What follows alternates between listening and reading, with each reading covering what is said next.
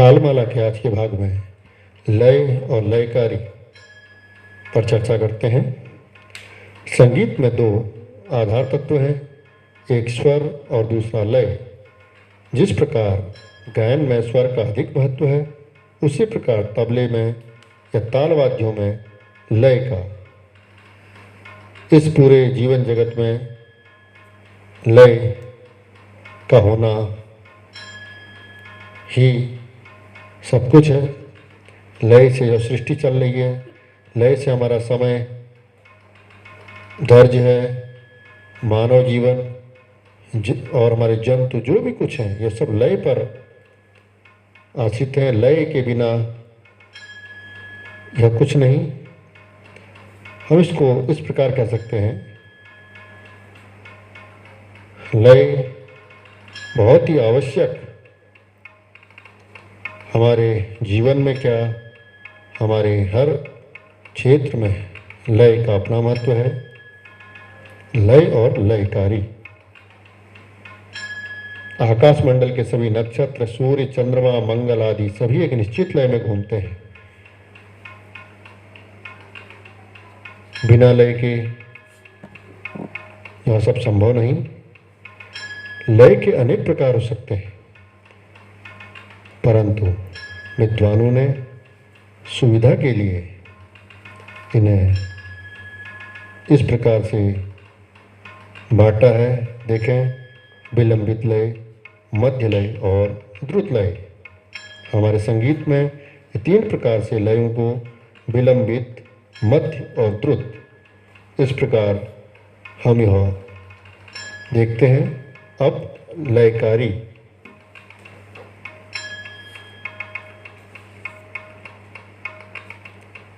जितना महत्व गायन में स्वरों का है, उतना ही वादन में लयकारी का।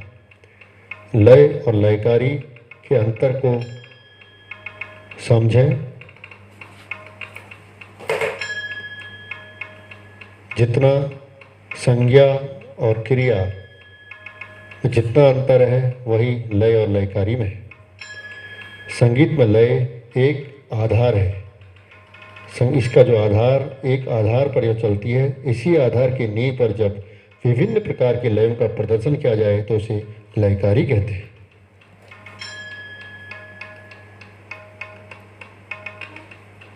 संगीत में गायक, वादक या नर्तक एक आधारभूत लय निश्चित कर लेता है और उसी के सहारे अपनी कलात्मक साधना द्वारा विभिन्न प्रकार के लयों को दर्ज कर अनेक लयकारियों की सृष्टि करता है।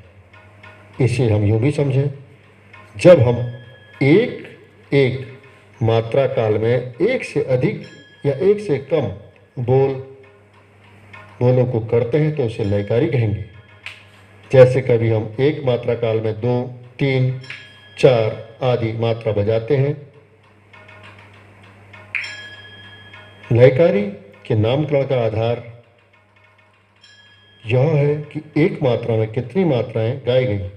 जैसे एक मात्रा में 2 मात्रा को कह देना दुगुन हो जाएगा, एक मात्रा में 3 मात्रा को कह देना त्रिगुण हो जाएगा, और एक मात्रा में 4 को कह देना वह चौगुन होगा। इसी प्रकार और भी लयकारियाँ लय के अंतर्गत हो जाएंगी। अब इन्हें हम और विस्तार से समझें। सबसे पहले ठाह लय। ठाह यानी एक मात्रा में एक संख्या का बोलना। ठाह की लयकारी को बराबर की लयकारी कहते हैं। गायक या वादक एक लय निश्चित कर लेता है और उसी लय पर जब वह मात्रा काल में केवल एक मात्रा गाता बजाता है तो उसे बराबर की ठाह की लयकारी कहते हैं। किसी बंदिश को गाने की स्थायी अंतरे तथा गतों में यदि एक मात्रा में एक से अधिक स्वर या बोल आते हैं तो उसे उस प्रकार गाना या बजाना ठाह लय के अंतर्गत कहलाएगा। इसके उदाहरण हम 1, 2, 3, 4 मात्रा या स्वर बोलना कह सकते हैं। अधगुण। अधगुण माने आधी गुण। 2 मात्राओं में एक मात्रा का बोलना, बहुत स्पष्ट है। एक एक मात्रा हम चल रहे थे तो उसमें ठाल आई थी। अब अधगुण है, आधी गुण, अधगुण।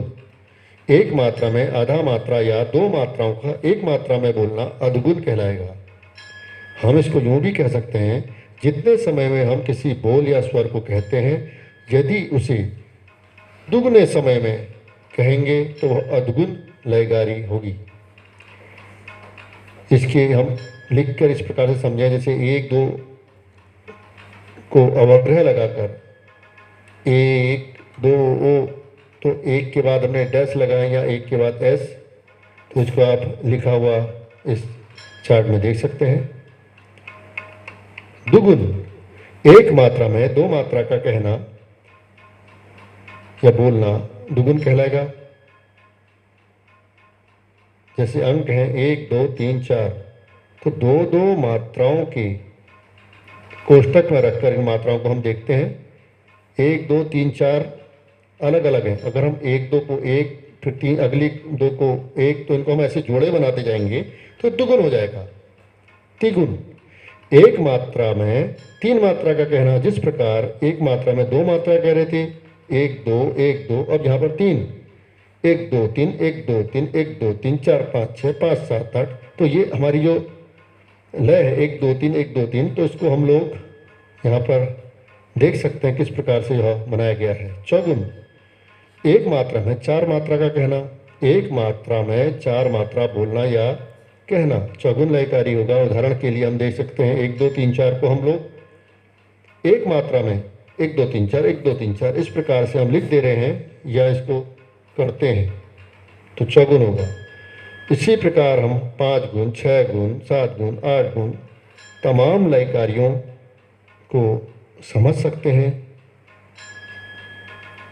अब आड़, इस लयकारी के अंतर्गत बहुत प्रकार की लयकारियाँ आ सकती हैं, परंतु हम यहाँ आड़ के केवल मुख्य प्रकारों को बता रहे हैं। कुछ विद्वानों के अनुसार सीधी लयकारी के अतिरिक्त किसी अन्य प्रकार के लयकारी को, जिसके अंतर्गत एक मात्रा में डेढ़ मात्रा, तीन मात्रा या सवा मात्रा आदि आ सकते हैं, आड़ की लयकारी है। परंतु यह आड़ का साधारण और व्यापक अर्थ है। विशेष अर्थ में एक मात्रा में डेढ़ मात्रा या दो मात्रा में तीन मात्रा बोलना या उसे करना आड़ कहलाता है। आड़ के विशेष अर्थ वाली लयकारी को हम अंकों द्वारा इस प्रकार देख सकते हैं। जैसे एक और दो के बीच में एक हमने बढ़ाया है, फिर एक दो जो है हमने जो उसके बीच में तीसरी मात्रा को लिखा है।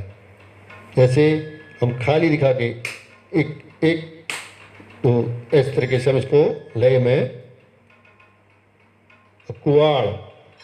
इस लयकारी के विषय में विद्वानों के दो मत हैं। एक मत के अनुसार चार मात्रा में पांच मात्रा अर्थात सवा गुण की लयकारी कुआड़ है, जिसे अंकों में यहाँ पर लिखा गया है।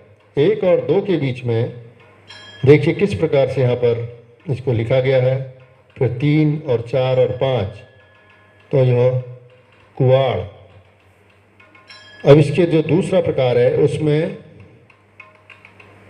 3/2 गुणा 3/2 बराबर 9/4, अर्थात चार मात्रा में नौ मात्रा का कहना कुआड़ की लयकारी है, जिसे हम समझ सकते हैं यहाँ पर दिए गए चार्ट के अनुसार। इसको लिखने का तरीका देखिए।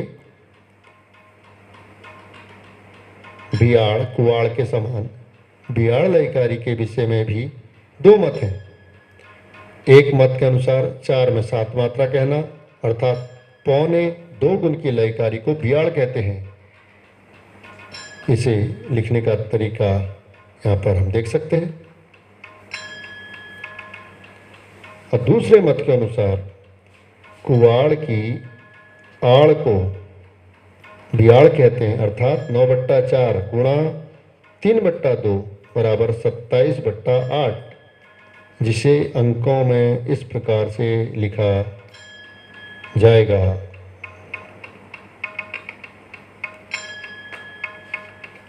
इस प्रकार हम देखते हैं यह प्रयोगात्मक विषय थोड़ा लिखने के लिहाज से, समझने के लिहाज से यहाँ पर इस भाग में बताया गया है। बाकी इसको प्रैक्टिकल आप प्रयोगात्मक रूप से जब अपने वाद्य यंत्र के साथ करें या गा के करें तो उसमें करने में बहुत इसका आनंद है, क्योंकि उस प्रयोगात्मक करने से पहले इसको समझ लेना बहुत ज़रूरी है। इसीलिए यह भागमाला के अंतर्गत लय और लयकारी का एक संक्षेप सा परिचय आपको दिया गया है।